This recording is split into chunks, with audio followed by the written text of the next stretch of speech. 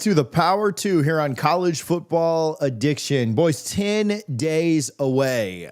I've said this a bunch of times, may even said it on here last week, but I do feel like the offseason has gone quicker than normal this year. Maybe that's because I had 3 kids at home during the summer to bother me. But I feel like it has gone faster, and I cannot believe that this is our last show before it's a week 0 game week, but last show before a game week, which is nuts. I'm excited. I've been dying for this. I think the important thing going into this season for everybody is just monitor how you operate your Venmo.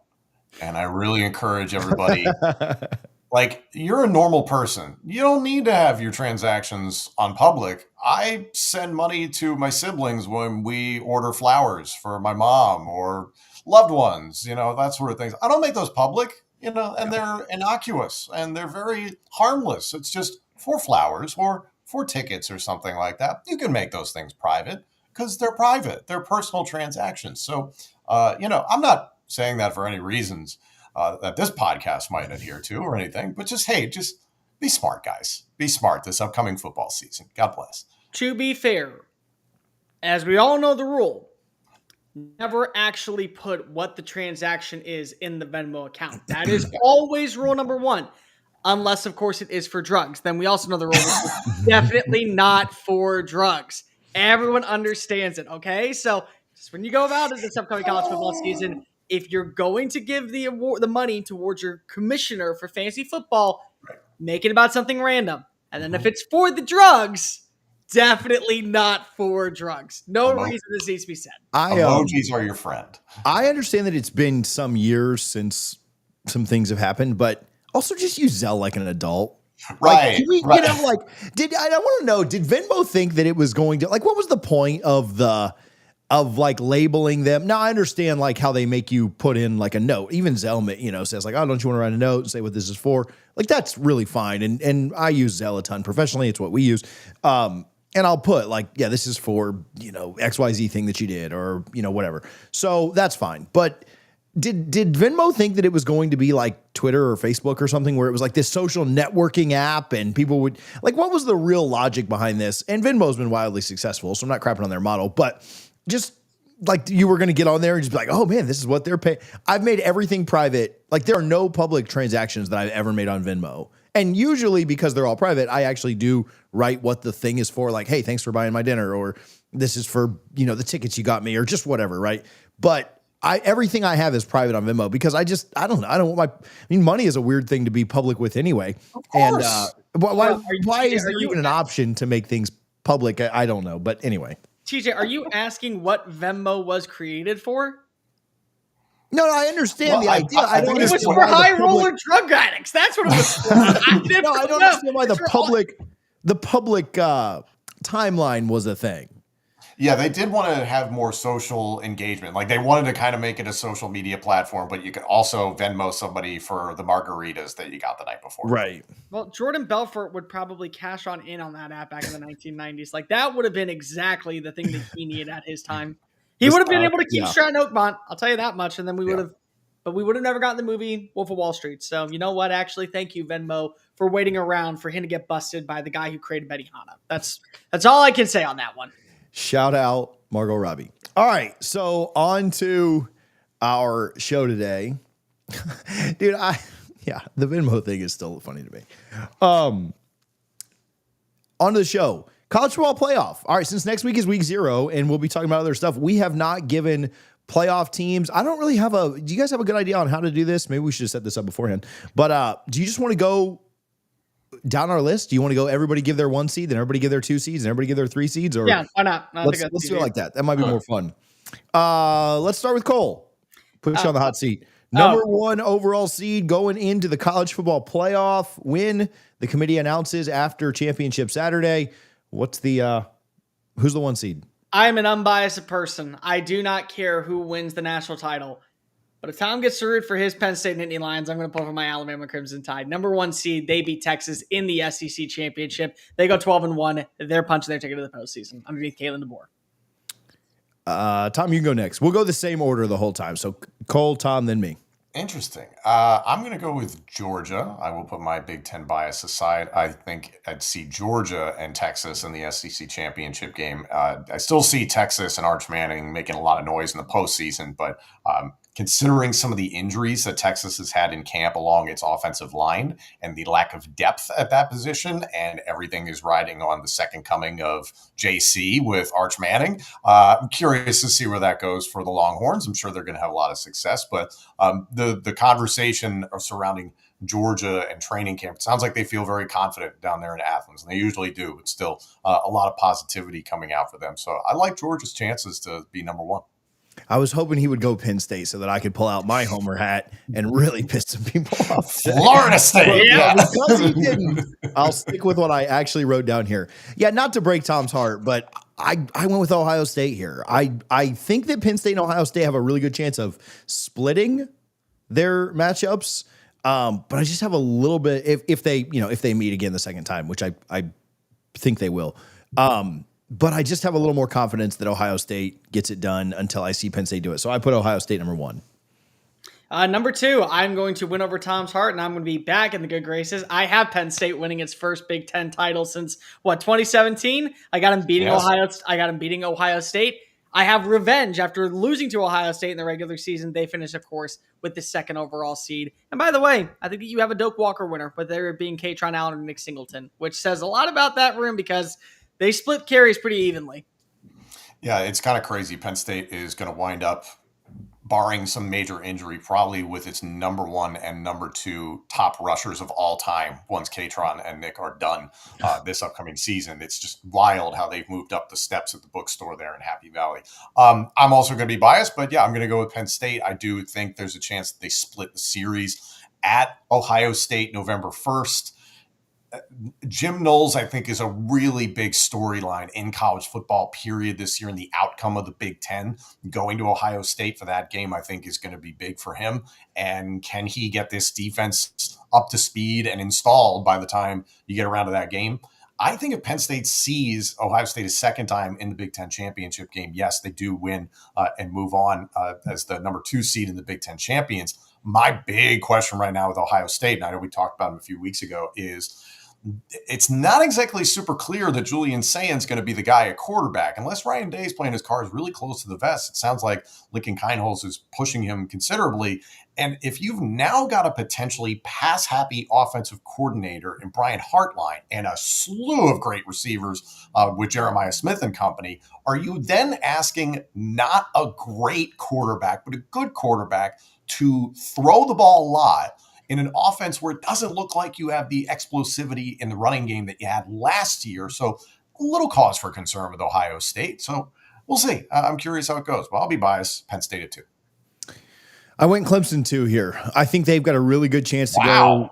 Yeah. I know that's crazy, but I think the SEC cannibalize. I've got an SEC team 3, so we'll get to them in a minute. But I think the SEC could cannibalize itself even more than it did last year.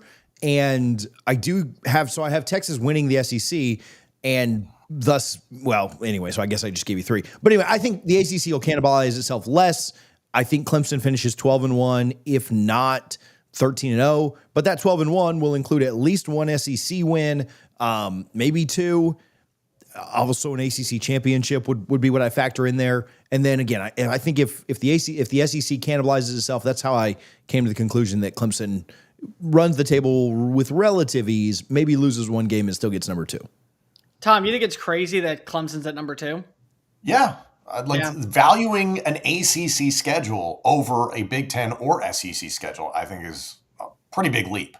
I agree. It's terrible at number 2. It fits exactly well at number 3 because that's where I have them going in at number 3. Listen, I think that they are going to lose week 1. I do. I think that there's so much hype surrounding now Kate Klubnik and this defense and the wide receivers that we're kind of sleeping on LSU, which makes them a little bit more dangerous. And I think that they can lose a big trap game. I've said this a million times. Bobby Dodd, Georgia Tech, sneaky roster, sneaky talent, sneaky team this year. But they get revenge over Georgia Tech in Charlotte. They end up going 11-2. And the conference championship, I think, does carry enough weight to get them at least a top 4 seed. 3 seed, give me Texas. I'll go with Texas. I think there's just going to be a lot of bias, I think, for this team this upcoming season for the points that we've talked about for a while with Arch Manning, and everybody's saying he's, Paul Feinbaum especially saying he's going to be the greatest quarterback since Tim Tebow, that sort of stuff. And we don't have the data to really enforce that. I think their schedule is favorable.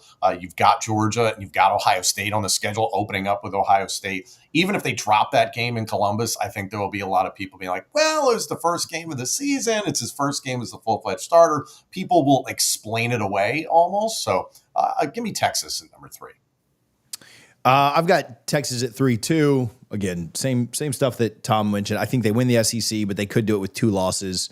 And that's why I have Clemson slotted 1 ahead of them. But we'll see. Yeah, let's just round it out. Texas at 4 for me. I think if they lose 1 game in conference play, I do think it's going to come as Arch's first real road test out in Gainesville. I'm very high on DJ Lagway in this Florida roster, getting a signature win in that moment down in the swamp. But they end up running through anyone else, including Oklahoma and Texas A&M.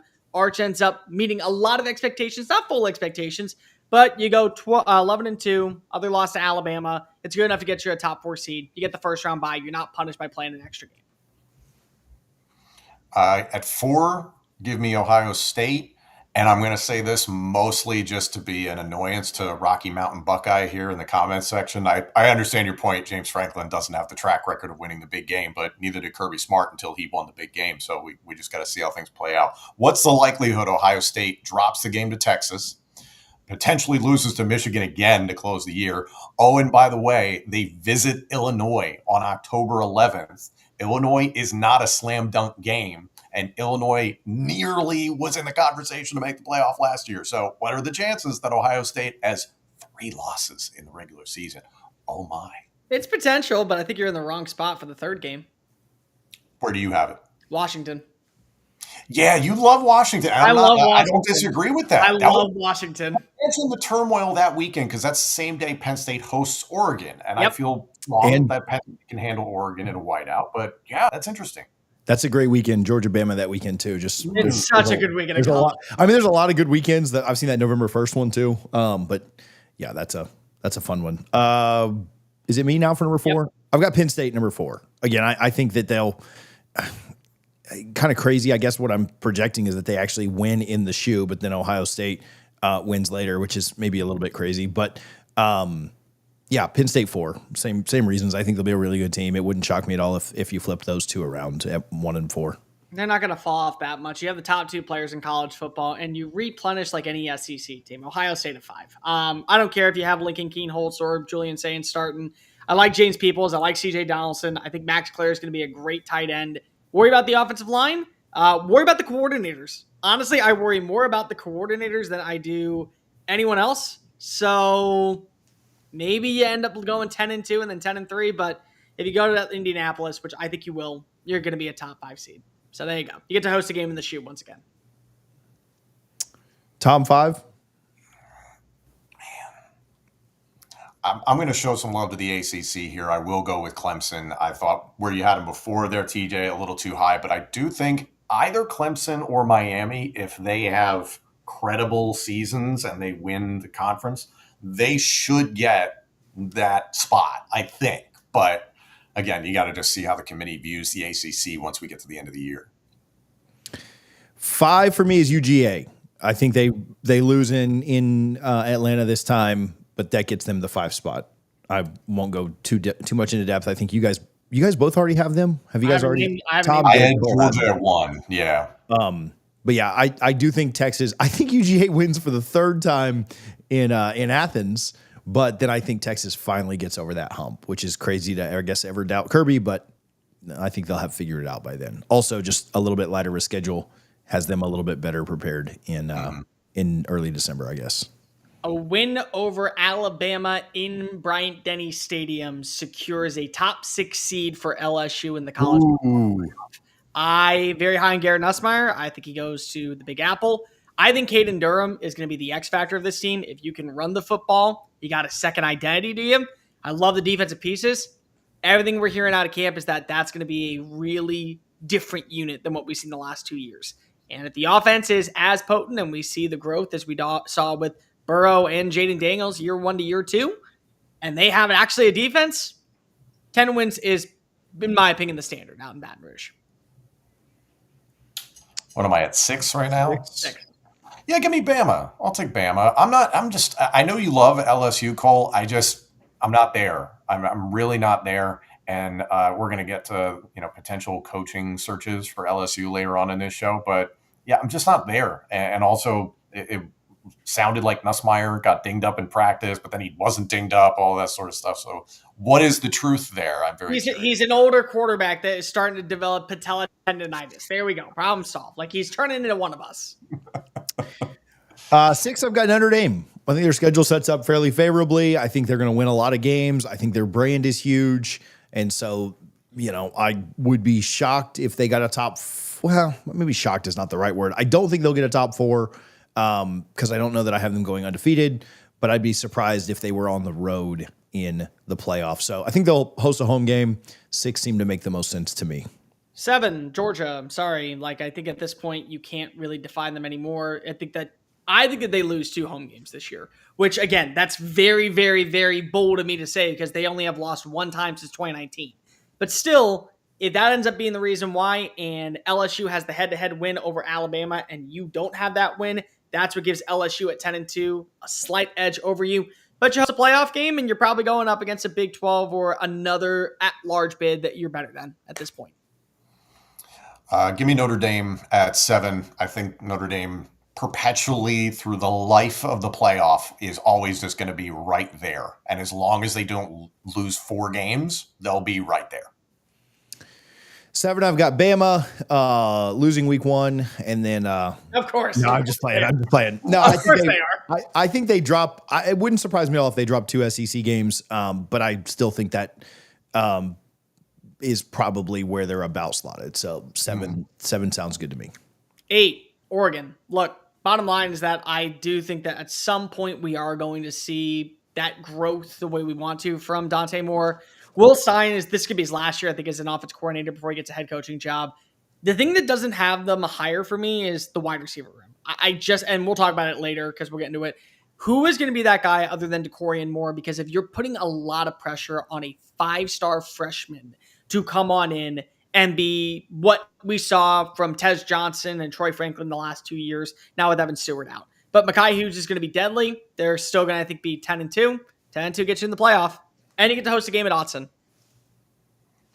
I have Oregon as well. No argument there whatsoever. That makes perfect sense. Honestly, it's like Oregon or LSU, and I just feel a little bit stronger about Oregon than I do about LSU right now. And then TJ, you said them? Yeah, 10-2 Oregon. I mean, let's call it what it is. A 10-2 Bama, I think, is going to be slotted ahead of Oregon by 1. So that's how I came up with 7 and 8. But I think they both go 10-2. Right back to me, Notre Dame, you're traveling on the road. Congratulations, you're at least back in the playoff. I think it's because if you lose 2 signature games, one to Texas A&M early on in the season. I think the Aggies get the better of you. But I don't know about you boys. Guys, I am looking at this offense that Pat Narduzzi has out in Pitt late in the year. They get to host Notre Dame. Pull off the upset. Give me Desmond Reed running it in, outworking Jeremiah Love. They nearly had the upset last year over Clemson. I'm buying a lot of stock this upcoming season, and Pitt being a sleeper team in the ACC. That loss keeps them out of hosting a playoff game, but they are still in the playoff. Where am I at 9? I think 9. LSU. I think LSU makes sense right here. I'm honestly very much split between LSU and South Carolina. I think I have more confidence in what LSU has coming back than I do, especially what South Carolina has coming back on defense. The counterbalance of what Lenora Sellers could be. It's a lot of question marks, a few more question marks for South Carolina than for LSU. 9 for me. I'm going Kansas State here. Maybe a little high for a Big 12 team, but I want to believe in Avery Johnson a ton, and I do. I think he's going to have a good year and have a little bit better year than he had last year. But I think they get the signature win to open up the year in Dublin, and then I think they survive the Big 12. And again, 10 through 11, you can kind of pick how you, or 9 through 11, I guess you can kind of pick how you want to sort these teams. But I have a surprise, or maybe 2 in here to try not to be so chalky. But yeah, Kansas State would be my 9. Do you have them as your Big 12 champion? Yes. Yeah. They're my only Big 12 team. So Okay. I'll give you that. It was hard because there's 7 teams I feel like that could take this spot. In a revenge game over Arizona State in the Big 12 title, and I made this clear how I feel about this team, I got Baylor. I think Baylor is the Big 12 representative. I think they have the most underrated trio in college football. Bryson Washington as your lead running back, Josh Cameron on the outside. I like the addition of Michael Trigg as tight end. They brought in the other wide receiver, I'm blanking on his name, from Alabama. Sawyer Robertson, I think, is a top 10 passer that does not get treated like one. And you're giving me an entire offseason for Dave Aranda to go down with the ship, call and plays defensively. I think he's going to fix the problem out in Waco enough to survive the Big 12. I got lost in the regular season to Utah and TCU, but they end up they end up beating. My bad. My bad. They end up winning 3 times. So yeah, 11-2. They're in the college football playoff. It's the biggest argument right now in college football. Are people buying their ways into the postseason? Texas Tech buys their way to a Big 12 championship game and does absolutely nothing once they get in. Nothing. It will be, I don't know who they would draw. I am sorry, I don't know the entire playoff format as it stands at this point in time because it's been debated 1,000 times. But imagine Texas Tech having to go someplace on the road, potentially in a winter environment. Hold on. Who's your number 7 right now? Who's your 7? Who did I have at 7? Did I have Oregon? No, you had Oregon at 8. We all had Oregon at 8. Do you have Notre Dame at 7? No, I had Bama at 7. So you're going I think I had Bama at 7. Yeah, still, I don't like that. I don't love that situation, period, for him. So I think Texas Tech potentially could just buy their way in, and then it could be like, well, we don't want to see a blowout. Out of curiosity, do either of you guys have another Big 12 team? Because I don't. Tom, do you? I like Baylor. I want to root for TCU. I like Hoover. I like him. And then also, like the Furry? So do I. I think Colorado is a Furry. I forgot about that. I think Colorado is going to be a question mark. Like, I think they're going to be a wild card throughout this entire season. Like, they did finish 9-4 last year. Their makeup is very different, but arguably better. Less like A's and a lot more B's, B pluses, A minuses. So maybe they're a little bit more well-rounded. I don't have another Big 12 team. I think it's weird that we all have 3 different Big 12 teams winning it, and every single one is logical. That's the Big 12. Oh, yeah, you can see every single one. And I wanted to put Arizona State. I had Arizona State for a little while. Yeah, I know. Like, that kills me. Because I want to see Sam Levitt have success. Yeah. And I think he will. TJ, you said it. There's like 7 teams that could win this thing. There's like the only reason why I'm not considering BYU is because Retzlaff is left. Yeah, Utah could bounce back. I mean, I think they have the second best odds. They have the best odds. They went 5-7 last year. Yeah, there's a million teams in that conference that could do it. Number 10. 10 for me. Illinois. Let's give them some love. I like the way their schedule sets up. Obviously, they got to play Washington. They go on the road to Indiana. Obviously, the big one against Ohio State. I don't think they beat Ohio State. Let's call that a spade. But if they do beat Ohio State, or if they just run the rest of the table, which I'm not saying is easy against Indiana and Washington and USC that they play as well, but I do like the way it sets up. I think they could be an 11-1 Indiana Part 2. I think that with some quality wins against USC, Indiana, other teams that may get a lot of wins, Washington, who we're all kind of high on. I think even at 10-2, they could sneak in here at this 10 spot. Back-to-back 10-win seasons, I think you'd almost have to put a Big 10 team in, and I'll buy a little stock here. I tried to not go so chalky with this one, but yeah, Illinois, number 10. I had 3 for number 11 that I was choosing between. Tom, you know one of them. It is Washington. You know another one, probably TJ. It is South Carolina. And then I have one Mr. Georgia Tech. Georgia Tech has a win over the ACC champion. You have 3 losses in conference play for Washington. You have 2 conference losses for South Carolina. But you didn't beat the ACC champion like Georgia Tech did. Georgia Tech is the number 11 seed. I think that Brent Key, this defense, Jamal Haynes, great veteran quarterback, Eric Rivers, Dean Patterson, good tight end play, continuity on the offensive line, does enough to get them by. They make it to the college football playoff. And after last season, I think that after we saw SMU sneak their way in, if it's a close game, they will give a little bit of lenient toward the ACC. They will get a second bid. I believe it's Georgia Tech. Where am I at 11 now? 11. 11? Give me South Carolina. My 11, Cole's is ironic because I'm also going with an ACC team. This also impacted my thinking on Clemson a little bit, another playoff team that they'll have a win against. Actually, maybe 2 wins. But I like Louisville here. Yeah. I think Louisville has a really good year. I think they win down in South Florida when they play Miami. They don't play Florida State. Not that would be an incredibly tough one, but their ACC schedule isn't terrible. They play SMU, who I'm a little down on this year compared to last year. They get Clemson at home, who they beat. I think they'll lose that game. I also think they'll lose in the rematch against Clemson in the ACC championship. But I do think the committee will stay consistent with the fact of, hey, you don't get penalized for making your conference championship game if you're a 1-loss team, right? If you're a 3-loss Big 12 team, yeah, you're not making it, right? You got to win your way in. But Louisville is my 11 here. 12, group of 5 schools. So who is going to be mine? Of course, I'm staying in the Lone Star State. I think that you watch UTSA lose week 1 to Texas A&M and then run through the American Conference. Give me Owen McCown. Give me Jeff Traylor, who I think is going to be a sneaky under-the-radar hire from some Power 4 school this offseason. Done a good job of building an identity out there. The Alamo City goes to the college football playoff. Roadrunners, beep, beep. You're going to the 12 seed, which means you're losing to Ohio State week 1. I forgot. Yeah, this does have to be a group of 5 on 12, yes, it does. Right? Damn. I was going to say, like, I feel bad because I'm like, Illinois should absolutely be in there. Honorable mentions for blue blood program from the Panhandle State in the ACC, not Florida State. Miami, I think, would be in that situation. Just on the outside looking in, it all depends. But give me Tulane. Yeah, give me Tulane. I don't know. It's another situation where I'm like, you do not belong at the adults table. Why are we doing this? Sorry to the group of 5 fans that may be tuned in. I'll go 100% troll pick. I really want to see Dan Mullen make the playoff before Florida. So UNLV, which I think they can. I think there are 4 or 5 teams from the group of 5 that could make it. There are other teams I'd rather see make it.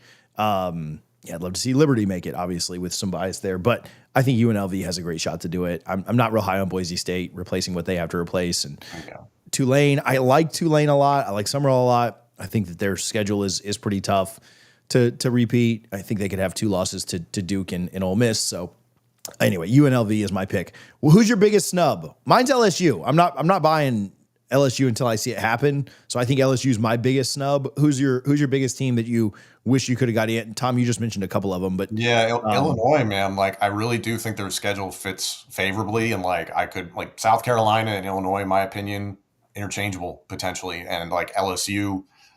It is a big question mark with Brian Kelly whether this team actually keeps it together despite all the potential. So, and then Miami, I think they can. Yeah, they have the potential to have a decent season. I love Cole's pick with Georgia Tech. I really think that's intriguing. And then again, like we've talked about it for so long on this show, what the hell is Michigan this year? Yeah, does Bryce Underwood flip the switch immediately there in Ann Arbor and make this team viable? I think this is from the SEC perspective. Leaving South Carolina out felt wrong, mainly because of you lose to the ACC runner-up, but you also beat other teams in your conference. You get a signature win over Texas A&M again. You're 6-2. The strength of schedule is going to play a factor into it, but they're going to say 9-3 when we have an 11, when we have a 10-2 Georgia Tech team that goes 10-3 with a win in a head-to-head matchup. It's going to outweigh them. Like I hate that because I just am so high on Georgia Tech being this team that we need to focus in on more, that I got to leave the Gamecocks out, even though I do think that they will be better than some people think. Because a lot of people are saying this is the most overrated team in the SEC, and I'm sorry, I don't see it. I don't. I get the reasoning, but I don't see it. All right. That was a good segment. We'll make a graphic with everybody's picks on there. National champion. What do you have? Again, like last year, I think it's, as wide open as ever. I don't want to pick any of these teams. Okay, so when it's this wide open, like last year, I think you could pick Georgia, and I know they didn't win, but I think you could pick Georgia and feel like, all right, I feel reasonably confident in this, or Ohio State, right, with their talent. Yeah. You're taking you're taking a leap of faith on anybody here. Can Clemson really do it I'm very confident in their talent. Can Clemson take that leap? Can Texas do it with Arch, right? Can Penn State finally get over the hump? Can UGA do it after replacing a quarterback? Like you're taking a leap no matter where. Alabama, do they do enough to get over the hump? Notre Dame, same thing. Like, doesn't even know who their quarterback is at this point. So, yeah, I don't know. Cole, you go first then. I told you all the reasons why I'm not picking anybody. Cole, go first. You and I aren't talking week one. I'm not talking to Tom in the last week of the college football season. Bama beats Penn State in the national championship. Wow. I think you get an upset win over LSU in the semis. So that I will say. I think that there is a lot to like. I think Clemson loses. I think Clemson loses in the opener and there after a bye. LSU, you get the win, which is again, James Franklin wins the big one, but James Franklin in the biggest game. He's going to lose it. And it's going to happen to Bama.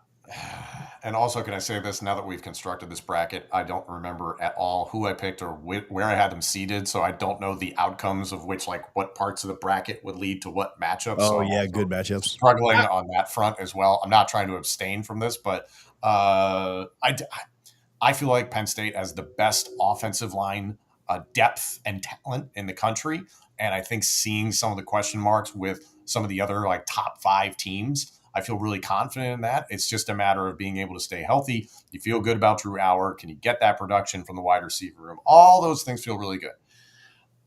I still don't know. I feel like I'm jinxing myself as a Penn State fan, but give me Texas over Penn State.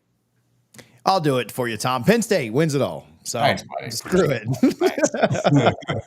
Somebody had to be the one to be bold. I mean, I'm going to be wrong either way. Well, Yeah, sorry, don't be like that. But like, let's go with what I want to say. Thanks for making the graphic and blowing up our mentions. Yeah.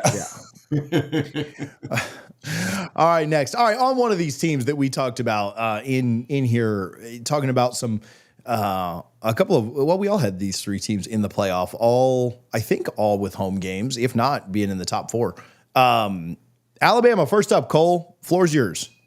Last season was not what anyone expected out in Tuscaloosa, but you also got to remember this was a year of, in my opinion, restructuring, not just in terms of culture, but in terms of identity. Things were not going well for Nick Saban down the stretch. Remember that, yes, you made the college football playoff in 2023, but you did not have the same offensive personnel and identity that you really wanted back when you were winning national titles with Steve Sarkisian as your OC and Mike Locksley as your OC and Lane Kiffin as your OC. Like, Tommy Rees was not even in the top 3 names initially to take over, and you also saw a regression defensively. So this was a very underwhelming end to Nick Saban's career for what we know, even though he still was able to win an SEC title, win a conference. I mean, beat Auburn in the final game on another miraculous play.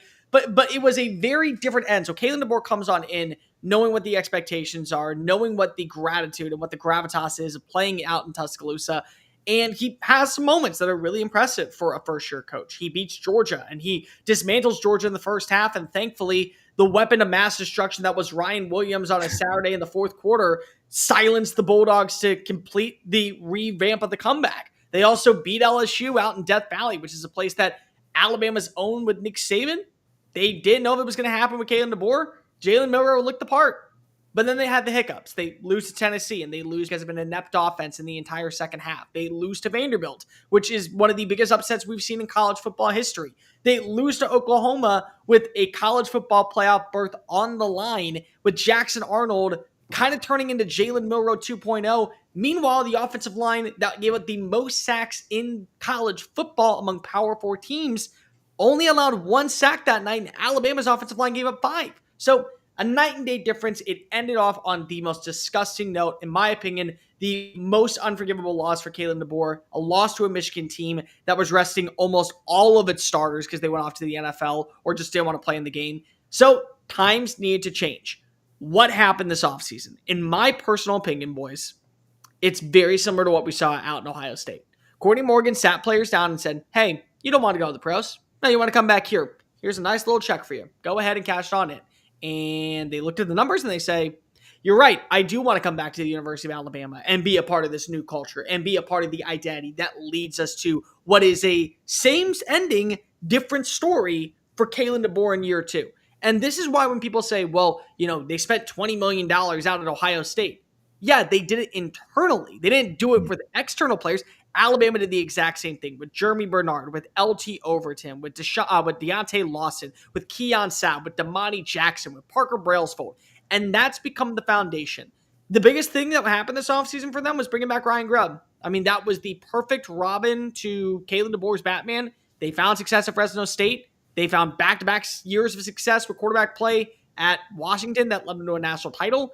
And there was a certain brand of quarterback that really fit for them. They have all three guys now running the show with Austin Mack, Keelan Russell, and now named starter Ty Simpson.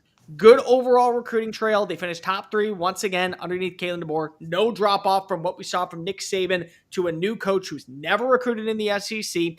And they also had a very, very, very good transfer portal class, adding in guys such as Cam Calhoun, the nickel defensive back from Utah, and Isaiah Horton from the University of Miami, who has been, so far at camp, one of the big standouts and could be in for a Jameson Williams type year.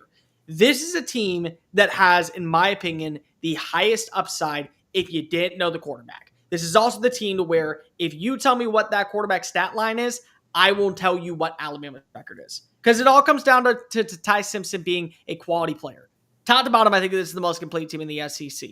Defensive line, it maybe doesn't have a lot of depth, but it has great starters. Linebacking core, I think that Nikhil Hill-Green coming on in from Colorado, one of the more slept-on players. They're going to be the number 1 secondary in college football. Offensive line, I think, is better because of the type of culture that you want to implement with Kalen DeBoer and the players that he brought in. The wide receiver room has a shot to be the top 3 unit in college football.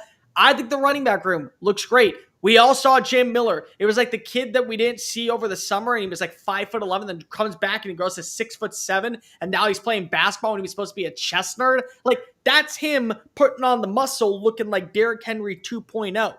It all just comes down to Ty Simpson. And honestly, I don't think you need Ty Simpson to be anything more than just a game facilitator. All-star point guard. Do what AJ McCarron did. Do what Greg McElroy did. Put yourself in a position to where you are not putting the ball in harm's way, but what you're allowing is more chances for your offense to strike. If he does that, this may be the most explosive offense in college football. It could be one of the best passing attacks in the sport. They could go undefeated. I don't think that they will, but they could. They are that complete, I think, going into this year. A lot of pressure resides on how do you start the season. Florida State, we already know what that game is like. Then you have to travel after a bye week to take on Georgia. You don't lose at Stanford. They never lose at Stanford. One time since 2019. And they haven't lost to a ranked opponent since 2016 at Stanford underneath Kirby Smart. How do you handle business there? How do you handle business against teams that you're supposed to beat? Like Tennessee taking a step back this year. Vanderbilt coming into your backyard. You welcome in Oklahoma, who had a great offseason with John Mateer and Ben Arbuckle joining the show. But still, it's the Crimson Tide. It's Bryant-Denny Stadium. It's Dixieland on a Saturday night. You got to make those moments count. And then, of course, you have the 2 other milestone games, a homecoming matchup on the road at Williams-Brice Stadium, the ultimate underrated Cathedral of Chaos. Lenore Sellers wants revenge for missing that 2-point conversion in Tuscaloosa last year. And then you have to face off against LSU at home Saturday night. In my opinion, one of the staple games in college football year in, year out. It is plant your butt television must-have moment for any college football aficionado. And also you got to go play in Jordan-Hare, where the voodoo magic of the shaman man that resides underneath the stadium seeps on through for a crazy, wacky ending that we always know is bound to come. Alabama, in my opinion, I think I think that their record is going to be 11-1. I think their ceiling is 12-0. I think their floor is 9-3. But if they miss the college football playoff this year, Kalen DeBoer is not getting fired. I think everyone needs to temper their expectations and not even go to that level. But you want to talk about somebody who is actually going to be on the hot seat? There are people out in Norman, Oklahoma saying at this point, if Brent Venables doesn't get to 9 wins, he's fired. If Alabama doesn't make the college football playoff next year, Kalen DeBoer, regardless of what his record is probably shown the door. So on Simpson, because that's maybe the most intriguing part with that being announced today. It was assumed before, or not announced today, but announced this week and assumed pretty heavily that would be the direction it goes. If they're to lose games that they shouldn't lose, right? So I would put Florida State in that category. I wouldn't put Georgia in that category. I don't think I'd put LSU in that category. Like, you just really should not lose games. I mean, you shouldn't lose games when you're a 2-touchdown favorite, but it is going on the road. It's his first time starting a major game like that. If they were to lose a game like a Florida State or, I don't know, a Tennessee or a Vandy again, is it because Simpson didn't live up? Is it because he tried to do too much? Like, is he the cause of losing? I mean, yeah, if Castellanos, which I'm not projecting this, but goes for 400 yards, yeah, I mean, you're gonna lose a lot of games like that. But is the most likely scenario if they're losing games they shouldn't on the quarterback play? I think so. And I don't think that at the same time we're going to wait long for that leash to be pulled. Again, we know what's waiting in the wings. Austin Mack was handpicked by Ryan Grubb to lead the offense at Washington. He then was told by Kalen DeBoer, I'm taking the job in Tuscaloosa. I want you to be my backup quarterback and compete for starting reps. They have Keelan Russell. Keelan Russell is the future of this team. He has everything that you want in a starting quarterback and then some, and he's done well at camp at times. Now, again, the way that it was described and the way that Ryan Grubb has talked about it the entire offseason is that 15 is our quarterback until otherwise. If we had to start a game today, we'd go with Ty Simpson. It never felt like this was a job that was really open. What it felt like more so, it was Ty Simpson's job to lose and Austin Mack's job and Keelan Russell's job to push him to end up losing it. But not their job to gain. It was always, in my opinion, he has to lose this job for them to go in a different direction. He has to be dreadful. He hasn't been. And honestly, when I look at this overall personnel perspective, it's hard for me to doubt Ty Simpson because of two things really stand out. Number one, the loyalty to the program, the loyalty to being a part of Alabama football when he could have gone anywhere over the last 2 years, especially when Nick Saban left. But also, I think the fact of we've seen Kalen DeBoer's offense at its peak. It's top 5 scoring unit. It's top 5 in passing. 2 1,000-yard receivers, a 1,000-yard rusher, a Davey O'Brien Award winner, a Heisman finalist. And it wasn't just at Washington. It was at Fresno State. People forget how well Jake Haener played his last year there. So you add all that together, in my humble belief, if it does not work for Ty Simpson, the fact of the matter is you got two guys that are going to, I think, elevate your status just as much as he could. So I'm not really worried about the quarterback position. I think that if Ty Simpson puts it in harm's way, it could lead to a loss. I think it could also lead to a benching. On to the Big Ten. Let's go to Oregon for a minute. We all had Oregon. Actually, we all had Oregon in the same exact spot in our playoff rankings. Tom, thoughts here? Oh, we got Tom on mute. I was hoping we didn't have any technical issues like we've had lately on my end, that is. Oregon's a really curious situation, in my opinion. Looking within the Big Ten, it is a situation where it feels like a 3-team race between Ohio State, Penn State, and Oregon. And truthfully, it does feel like anybody's conference to win between those three. Last year, Oregon head and shoulders looked better throughout the season than everybody else in the Big Ten in their first year in the conference. Winning the Big Ten championship game against Penn State, the head scratcher was the blowout loss in the Rose Bowl against Ohio State. Obviously, the Buckeyes at the time, under Jim Knowles as defensive coordinator, learned their lesson in their loss at Autzen earlier on in the season and just smoked the Ducks there in the Rose Bowl. So it leaves a lot of questions. I think the biggest thing is the roster turnover from this past season. There's still a lot of talent on this team, but when you look at what departed, especially for the NFL draft, a lot of talent in the trenches is gone. On the defensive line, Derek Harmon, Jordan Birch, Jamari Caldwell. On the offensive line, Josh Connerly Jr. and Johnny Cornelius. And not to mention Jordan James, Dylan Gabriel, the engine of the offense. Dylan Gabriel made that thing work. He was the perfect point guard quarterback for an Oregon offense. Jordan James was outstanding last year. I love his game. Not to mention what Tez Johnson did in the passing game. That's something we touched on a little bit earlier on in this show, is losing his explosivity, plus Evan Stewart going down in the offseason. There's a lot of questions there. And then inside linebacker Jeffrey Bassa was really a critical part of that locker room and that culture that Dan Lanning has helped cultivate. So the coordinator situation still feels very, very strong. Will Stein, we talked about him a little bit earlier on. I completely agree with Cole. I think this is his last year at Oregon and as a coordinator, because he's going to be, once again, one of the hottest names in the cycle once the offseason comes around. I'm looking at defensive coordinator Tosh Lupoi, because the gift that this Oregon defense had last year was the pass rush.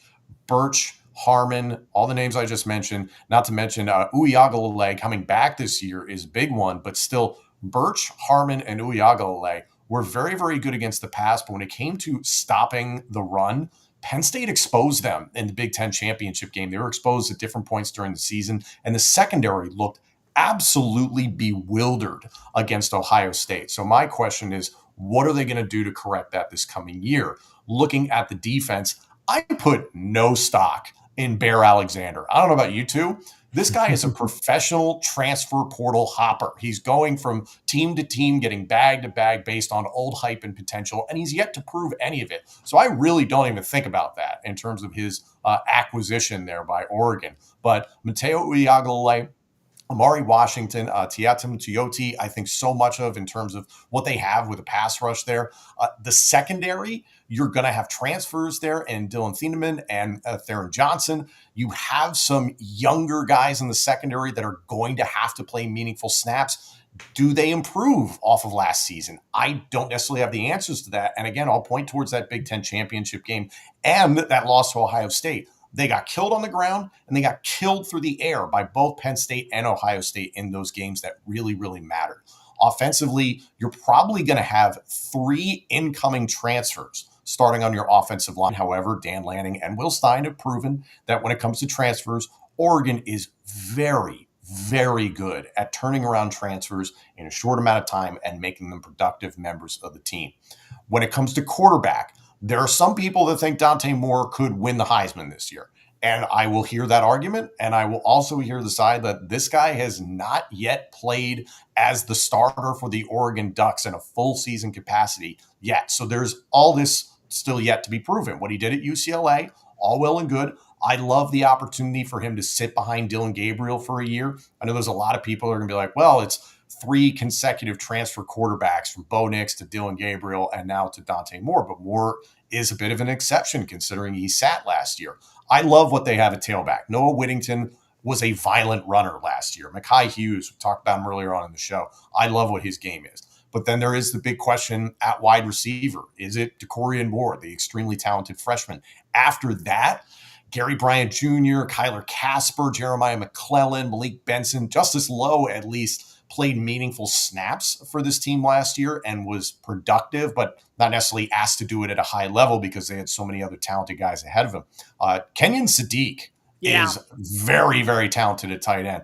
I think this offense is going to look a little bit more old school Oregon. And when I say that, kind of think about more the Chip Kelly era in that Dante Moore can run. He is mobile. He is a gifted passer. But you got 2 really good tailbacks there. Best way to take pressure off of a quarterback who's just starting within your system in his first year. Having a safety blanket at tight end makes you feel really, really good. Jamari Johnson has a lot of promise as well. They have a very good tight end room in general. But if there are questions at wide receiver, you maybe have to see how they discover that throughout the season.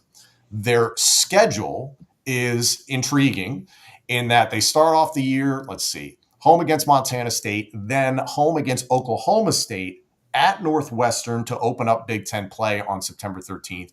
They renew the Civil War on September 20th against Oregon State at home. And then we talked about it a little bit earlier.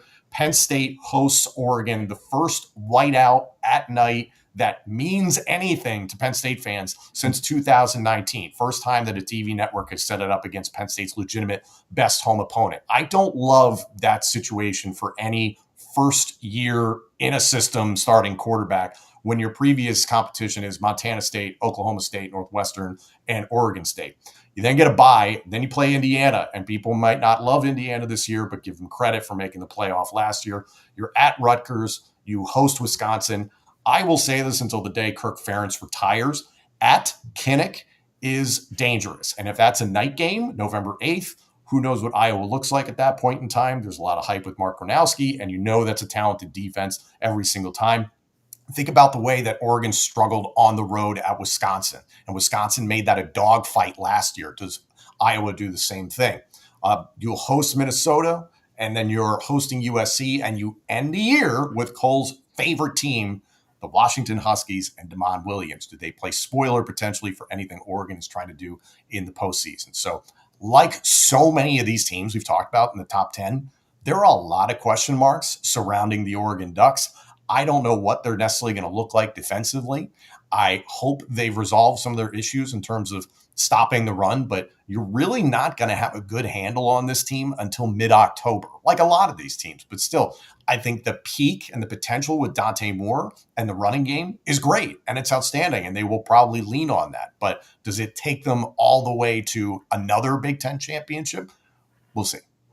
My biggest gripe with Oregon fans right now, and just really the national public media, the way that we hype up Arch kind of how I feel about Dante Moore just a little bit. Like it's unyielding pressure because of guys before him. Like the Yeah. expectation for a lot of people when it comes to Oregon quarterbacks is, hey, you got to go not only lead your team to a conference championship appearance like Bo did and like Dylan did, but also to New York City. You got to be in the Heisman Trophy race.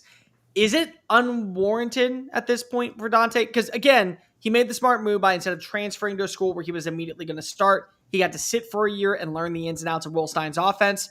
But we don't really know what he is as a player. And the little that we did see of him at UCLA, there was a lot of growing pains that you just don't know if they're going to end up growing out of him in year 3.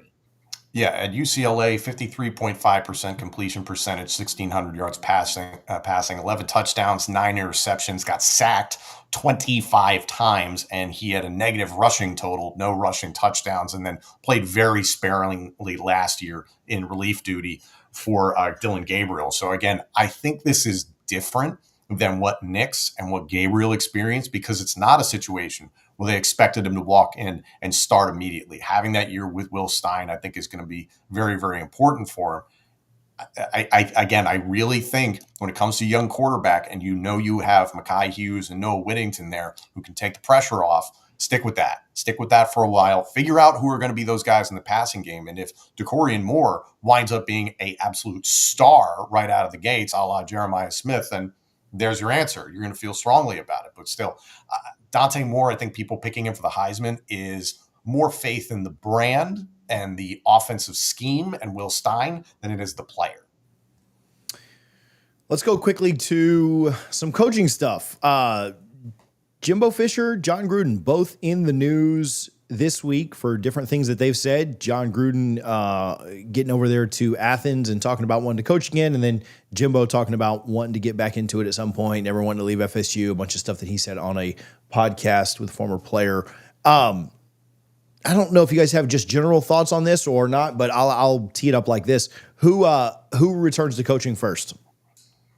John Gruden. He's currently in a lawsuit with the National Football League. The Barstool Sports stuff seems to be going really well for him. His content continues to be very, very good. Yeah. But he genuinely, and not to say that Jimbo isn't a guy who genuinely cares about coaching, but John Gruden, I think, will die if he can't coach again. And John Gruden, his first coaching job was in the SEC with Tennessee. So I think it would be very interesting to see him potentially with an LSU. That's been floated out there. If Brian Kelly doesn't really shake out this season, does LSU lose their minds, that sort of situation? You want to lose your minds? That's how you lose your mind, by hiring John Gruden. But here's the other thing.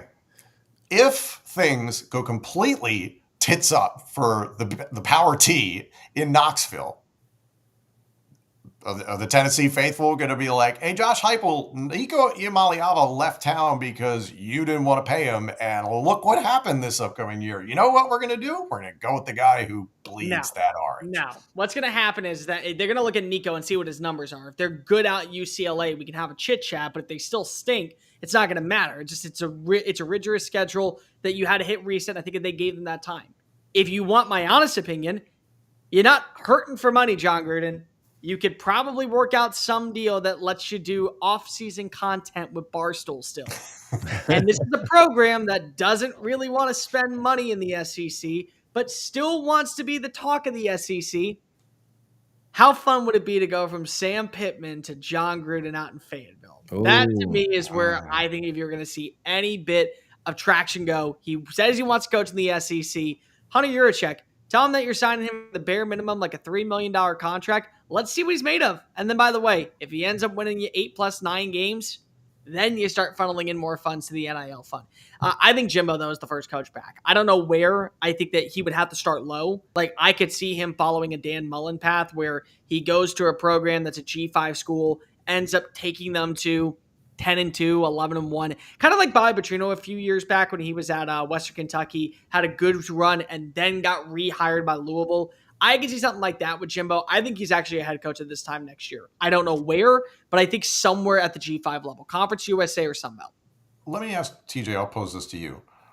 Instead of coming back as head coaches, would these guys be better suited coming back as coordinators? Because to the points of Coleman, they've made their money. Do you want the headaches of the NIL stuff, the transfer portal stuff, the recruiting stuff? Because that is not what they did in their heyday. They didn't have to deal with that stuff.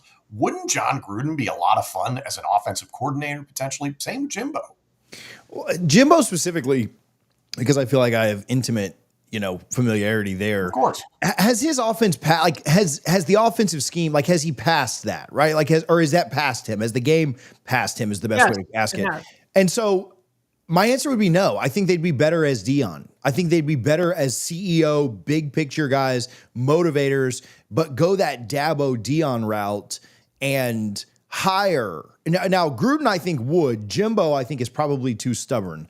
But hire a great offensive coordinator I'm not putting these two in the same category, but like Ohio State did last year, like Florida State's trying to do this year to save themselves, right? Like hire somebody else to focus on the X's and O's. Jimbo would still have some input, so would John. But I think they'd be better suited, bigger picture, especially John coming from the NFL most recently. That's kind of what you do there anyway, is focus more big picture. I would envision them both more taking that over. I don't think that they would. I don't think their egos, either one of them, would let them be a coordinator either. In time, I'd say, which do you think would have the smaller ego to then answer to somebody else? That's the bigger question. John, because that's what it has to come down to: is that you're not the head guy, like you're not, and it's not Chip Kelly who literally has said at this point, "I don't care, just let me call offensive plays." John Gruden's not doing that. He's making more. He'll be making more money at Barstool than he was an offense coordinator in the SEC. I can't see Jimbo doing it either. Being a coordinator anywhere. Once you've coached at Florida State and A&M, I can't see you going that route. I think they take like you said, a Mullen type route in a G5 as a head coach before they took over. I will say I could see Jimbo going, because there's such a gap between the SEC and the and Big Ten and then the rest of college football. I mean, I could see crazier things have happened. I could see Florida State going completely tits up, like somebody said earlier today.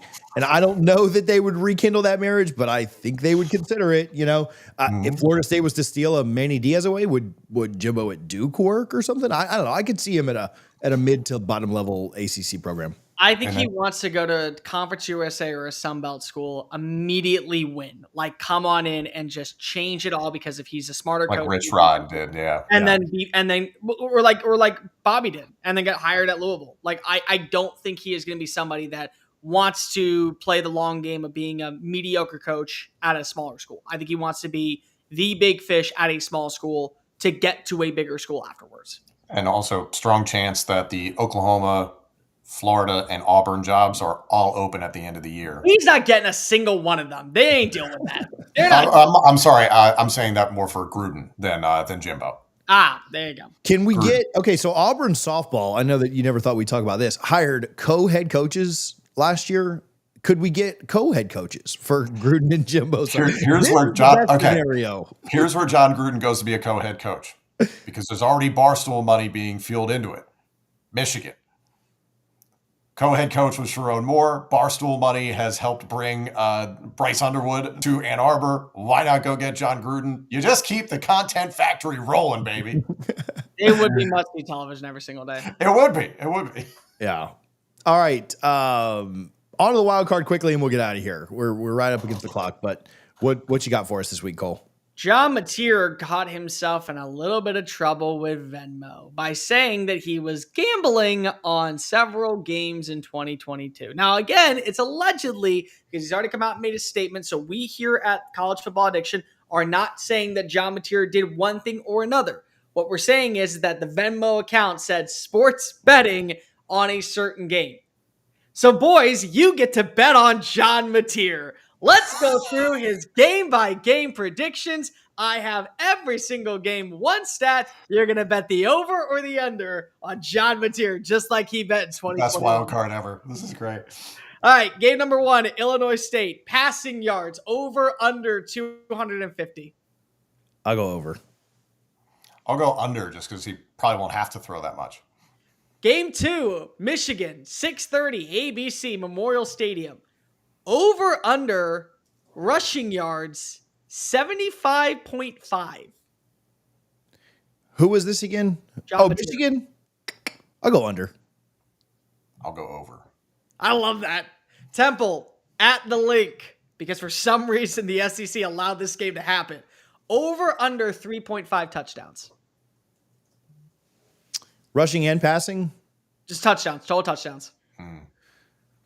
I'll go over. I think they want to pad stats and have some good vibes up there, some good feelings in games that they know they're going to win. I'll go over there. I'll go under because 3 feels like a reasonable number. And also, don't forget about Jade Knott. Jade Knott and him are going to kind of vulture touchdowns from each other. Auburn returns with Jackson Arnold, who was supposed to be QB1. Revenge game. Over, under, completion percentage of 65.5.